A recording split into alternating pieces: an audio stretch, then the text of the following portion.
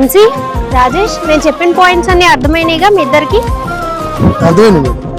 Yes ma'am. Good morning ma'am. Good morning Harini. కొంచెం late అయింది ma'am, ఏమనుకోవద్దు. పర్వాలేదు. వంశీ అండ్ రాజేష్, మీ ఇద్దరు మీటింగ్ లో చెప్పుకున్న పాయింట్స్ హరిణితో డిస్కస్ చేయండి. Okay ma'am. ఈ లోపల వేరే విజిటింగ్ ఉంది, వెళ్ళొస్తాం హరిణి. Okay ma'am. ఓకే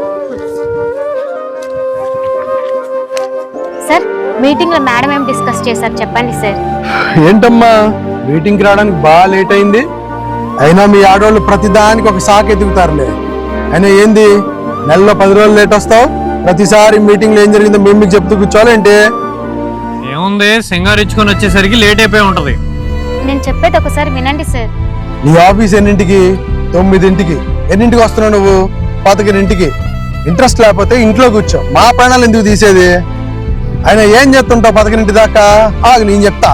ఈ ఆడవాళ్ళందరూ ఇంట్లో కూర్చుని రీల్స్ చూసుకుంటూ కూర్చుంటారు. కరెక్టేనా? కరెక్ట్ గా చెప్పారు సార్. సార్, మీరు అన్న మాటలు నిజమే సార్, కానీ నేను ఒక అమ్మనన్న విషయం మీరు మర్చిపోయి మాట్లాడుతున్నారు సార్. కానీ ఈ రోజు నేను ఆఫీస్ కి లేట్ గా రావడానికి కారణం మా అమ్మాయికి ఒంట్లో బాగాలేదు సార్. హాస్పిటల్కి వెళ్ళి చూయించుకొని వచ్చేసరికి లేట్ అయిపోయింది సార్. అది నీ ప్రాబ్లం, మమ్మల్ని ఏం చేయమంటావు? అదేంటి సార్ అలా అంటున్నారు? నా వర్క్ నేను కంప్లీట్ చేసుకునే వెళ్తాను కదా సార్. ఏందమ్మా నీ వర్క్ నువ్వు కంప్లీట్ చేస్తున్నావా? వచ్చేతే లేటు, మళ్ళీ అది బాగాలేదు ఇది బాగాలేదని చెప్పి పర్మిషన్ తీసుకుని వెళ్ళిపోతావు. ఆ మేడం ఏం చేస్తుంది? వర్క్ మొత్తం మాకిస్తుంది, నీ వర్క్. సార్, నా పిల్లల భవిష్యత్తు కోసం నేను ఈ ఉద్యోగాన్ని చేస్తున్నాను సార్. నాకు ఇచ్చిన సమయాన్ని నేను వృధా చేసుకోకుండా నా కర్తవ్యాన్ని నేను నిర్వర్తిస్తున్నాను సార్.